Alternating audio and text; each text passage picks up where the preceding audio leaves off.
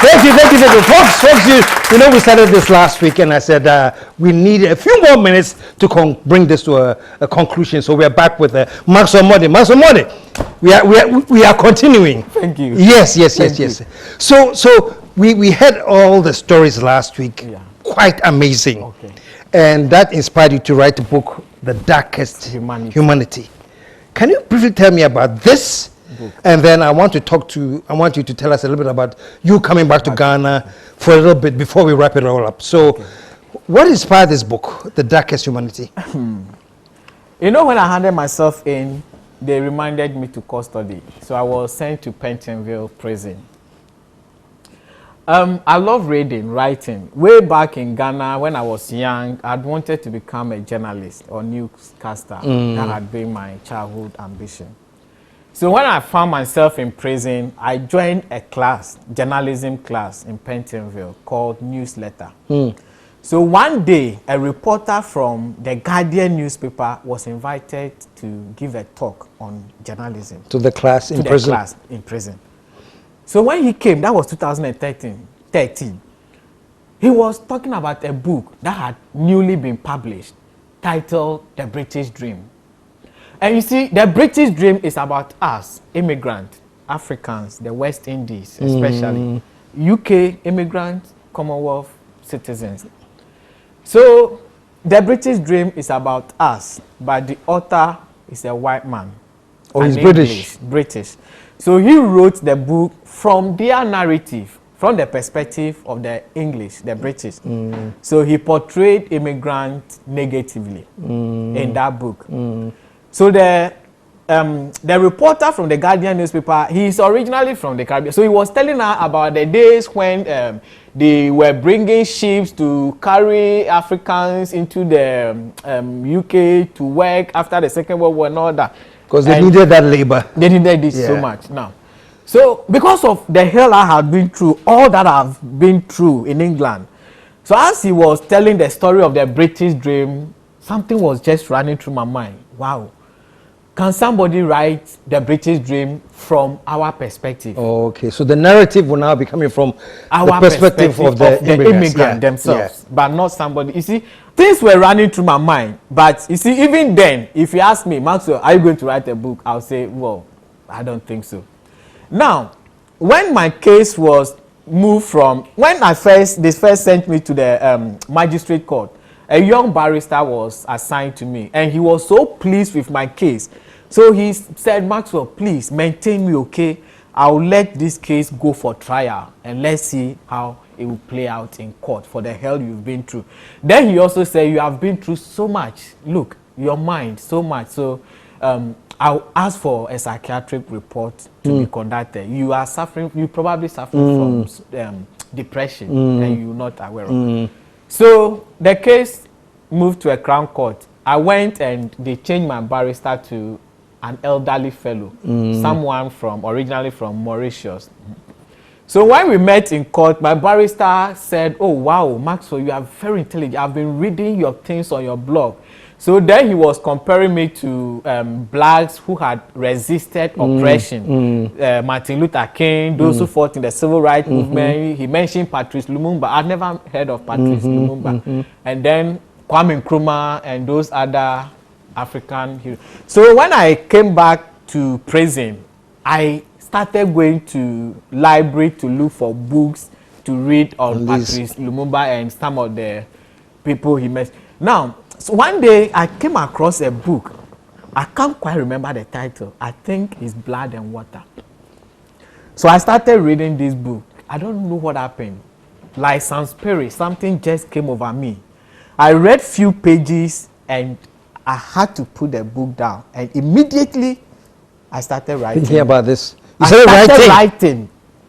There and then, like a spirit, something just came over me. And I just lost control of myself, and what I saw myself doing was to start writing this a book.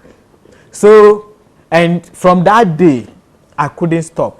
I had a cellmate, an African, originally from Congo, but he grew up in London with a British accent. Always he kept asking, Maundy, why are you writing? You're always writing. So after a while, what he started doing is, when I go out of the cell, then he will come and pick my notebook and start reading the thing.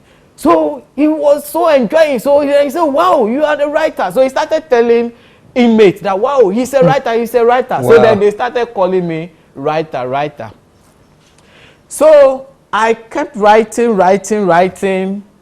And at the time, I was thinking of title. What title could I give my book? Now, it is the British Dream from the perspective of immigrants. Should I title it the British Dream? Already there is a book titled The British Dream. So if two books can have the same title, then I would have titled my book The British Dream. So we have it from the British and from the immigrants themselves.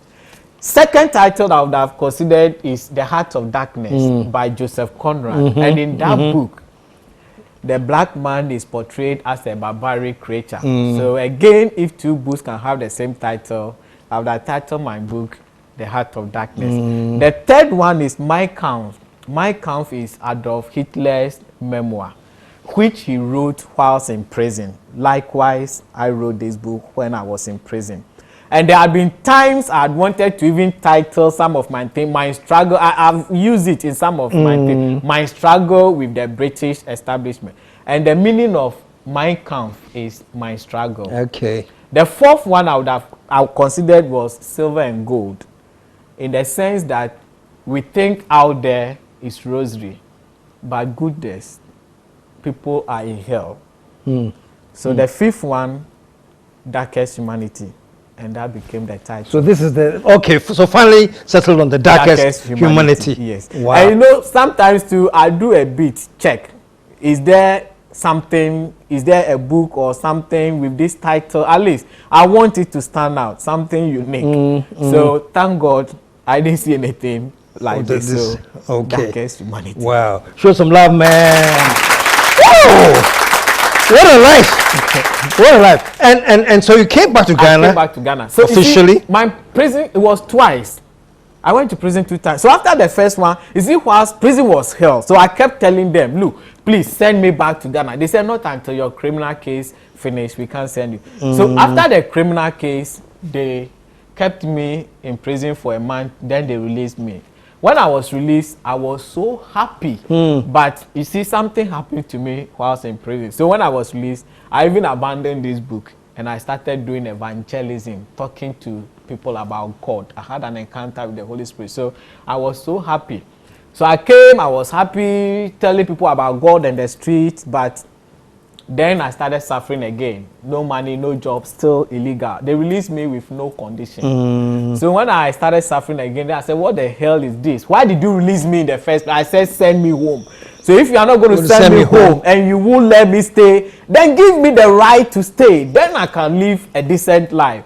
So I got angry and I started writing on my blog again. So when I started writing on my blog, one day, the house I used to live in New Addington, they called me that intelligence officer had come looking for me, and they said that they wanted to help me. So it's not that I had done something bad, but they would rather be of help to me. So they gave my number. Your book was having an effect. Some way, of course. Some way, yeah, okay. Some way. So I now started writing angry things again. So they gave my number to the intelligence officers. So they called me and I told them where I lived. So the following week they came to visit me. Now they said the reason they had come was that they had been sent to find out from me what I wanted. And I said, you should have known what I want. So all this while, why am I suffering? You should have known what I want. So you see, something happened and I told them, you see, nobody is ever born an extremist, not even Osama bin Laden. But it takes something to push them to become. So what did you want? Did you tell them anything you want? I said they should have known. You know, I'm illegal. Okay. Now, what would have made me live a decent life in England and be happy? Status. And so that was what you promised me in the first place. Okay. So going round asking me, what do you want? They said we should find out from you what you want. What does that mean? And so you should know. Thank you. Yeah. So they went away and they said they will be back in touch. But you see, out of the anger, during the first court case, when the case ended, the judge, I was given a restraint order not to contact the MP again. But out of the anger, one day I sent her something. So that has resulted in a breach of a court order. So the intelligence said we'll be back in time. We are going to report to our officers our inquiry. What do you want? We'll be back. I never heard of them again. The next week or so, one day I heard a knock, bam, bam, bam. I opened, and undercover officers, they picked me up to police station again. Then I was thrown back into prison. So the second time, you see, the first time, the magistrate court, they sent me, Red Bridge. I was remanded in custody. Second time, we were there, I said, thank God. When I was out, when I got angry, I sent letters and everything about myself to the magistrate judge. So when they took me back, I said, thank God. Now I'll wait and see if she'll remind me in custody again. Now that she has a clue of what I have been through. I was kept in the prison van for hours. All the prisoners came out. I asked the driver, what was going on? He said, the judge, magistrate judge cannot preside over your case because she now knows about your case. So they sent me to Woolwich Magistrate. Then I was remanded to Thameside Prison. So right there, I started telling them, send me back, send me back. So again, when I said there straight away, I was brought back to Ghana. After the sentence. Okay. So let's fast forward in the interest of time. Okay. So you get to Ghana with all this history behind you. Thank you. And did you go home to your family? Well, yeah, of course. And how did they receive you? Have they heard the true story or the British version? What was going on? Well, for family, I don't have a problem with family. So Okay. I went home happily. So I came back in July 2014. Then I started looking for a job. Now, because of my prison convictions, now I know it will be another tussle. Yeah. Should I apply for a job and they wanting to do criminal check, something. So I rather decided to focus on the public sector rather than the private sector. So I submitted application to Bank of Ghana in November 2014. Then in the following year, October 2015, I had a call that I should come for an aptitude test. I went for the aptitude test in Tema, Community 5, wire call. 3,000 applicants came for the aptitude test. That was October 2015. Then in December 2015, I heard Bank of Ghana was interviewing shortlisted applicants. January 2016, I had a call. So they invited you as a shortlisted applicant to come for an interview. So I had a fantastic interview with Bank of Ghana on 23rd January 2016. And you know, now there had been name changes. I had changed, initially I changed my name when I finished SS, Presec, before proceeding to University of Ghana. Now, because of the things that I went through in England and even the police promising me a new identity, so I was scared, especially having been used as a prescription witness. The moment you Google my name, everything is online. So I again changed my name to something else. So when I came back, it's so much. So Bank of Ghana, the interview room, they were discussing name changes and a whole lot. So eventually, they became aware of my UK issues. So fantastic interview ended, and the chairman said, before we give you the job, we'll seek clarification from the British police. Before they were going to go to the British to get clarification. They will write to British police because of the history of the history of my case. Yes. For them to tell them something about me before they offer me the job. So that was it. Now, when I was walking out of the interview room in Bank of Ghana, that was the day I felt so strongly for this book. I felt, oh goodness, if I had done this book and published it and went with a copy or two, I would have just dropped it on the interview table and then walk away. So it was then left to the interview panel to read what is in there, then ask the British authorities, is this what really went on? But the book wasn't there. You see, there have been many times I feel like abandoning this book because it's too much pain. The book is pain. It's to recollect everything you went through. It, so I feel like abandoning. And finally, Bank of Ghana. So then I finally, now, time passed. So you think the Bank of Ghana actually called maybe I don't know. For the British to get their version? I wish I could get that from Bank of Ghana now. So I don't know. When I walk out after the interview, after a week, I wrote a comprehensive letter to address to the chairman of the interview panel about what went on. But only I didn't state the prison aspect. And that was it. I never heard from Bank of Ghana. I'm sure they had contacted the British and got some My information. interview was so fantastic. They were impressed. So what were you interviewing for? You know, I did financial management, MSc, with a major in corporate governance. So, so that was what you studied your master's in? My master's, yeah. So, with the interview, when that's application, I made it clear that my major area is corporate governance and accountability. So, when my interview started, at first they were asking me finance questions. The first question they asked me was time value of money. So as they were bringing more finance questions, then I said, oh, please, my major area is corporate governance. Then they started asking me corporate governance questions. And thank God, it went so fantastic. So I'm sure I'll be happy if somebody could get this information from Bank of Ghana. Let's see the notes, the letter they got from British authorities over me. Wow. And hopefully they'll get a copy of this and read. But anyway, so the Bank of Ghana didn't work out? It didn't work out. But you see, this is something. You see, when they brought me, when I came to Ghana, Kotoka Airport, I spent close to 2-3 hours. Now, 2 officers were asking me to tell them exactly what had happened. Now, after then, they now asked me to write it. I said, look, for me, even narrating my story is an ordeal. And I don't. So why all these torments? I've narrated, you've written, now you want me to write. They said that's what they do. Oftentimes, whenever people are brought, the information that is passed on to the Ghanaian immigration by the British immigration turns out to be false when they now interview their... Okay, so they will bring their story while they've... Thank you. Okay, so they wanted your side of the story too. And then see if what they had passed on to them, and always... it doesn't tally. Okay. So Bank of Ghana didn't work out. Where are you working now? I heard you were... After Bank of Ghana, I became a taxi driver. Oh, okay. So the taxi driving led me to some contact to coordinating director. She was then coordinating director for Amasama Assembly. And then in the course of a transfer, she needed a taxi one day, and I happened to be called to drive her. So we started chatting, and she heard my story and a taxi driver. So she went to Adenta and then told the MCE, well, I came into contact with a fantastic taxi driver.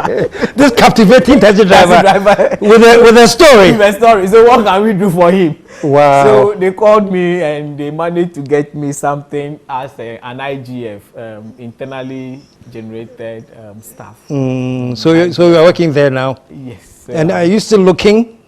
Of course, other yeah. What I'm doing, I need to put my brain to use. Goodness. Well, in the meantime, folks, I think if we all buy copies of this book, that will at least... Where can people get this book, by the way? Okay, now, UPP Bookshop, nationwide. And the University of Ghana Bookshop, next to BAM Library. Copies there. Powerhouse, Secretariat of Ghana Association of Writers. Oh, okay. They also have copies? They also have copy. Okay. Kingdom Bookshop, I'm sure it's a matter of time. Kingdom will stock it nationwide as well. In the meantime, is there a number anybody can call if they want to? The number is 050-406-3220. And the number is on your screen right now. Please call and find out where you can get copies of the book. I like how it says Darkest Humanity, Edition 1, The Immigrant. And it says, a true account of an immigrant's experience of the British cruelty and injustice is all in the Darkest Humanity. Quickly, to wrap it up, so what's your vision for this book? Okay, what's the objective? This book has a mission. This book, so much, is a divine inspired. Now, there are thousands of Commonwealth citizens in distressed circumstances in the UK, and something has to be done for these people. The mission of this book is to cause the British government to do something to these people. That is the mission for this book. Show some love, man. Show some love.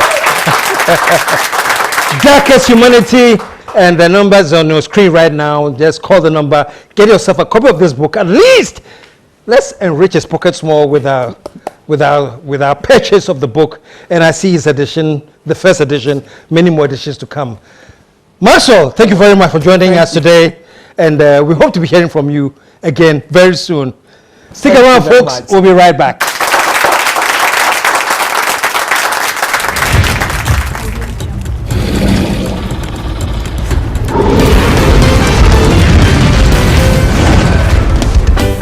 The KSM Show.